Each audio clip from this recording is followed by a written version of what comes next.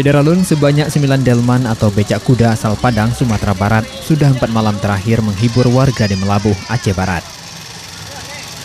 Delman tersebut mulai pukul 18.00 WIB hingga malam hari mangkal di Jalan Sudirman, Pasar Aceh, Kecamatan Johan Pahlawan.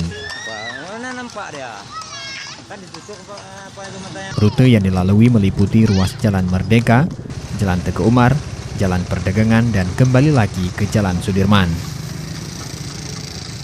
Setiap warga hanya mengeluarkan biaya Rp5.000 per orang, sudah dapat menaiki delman yang rata-rata penumpangnya anak-anak. Seorang pemilik delman asal Padang mengungkapkan setiap malam mereka berhasil meraup uang hingga ratusan ribu rupiah.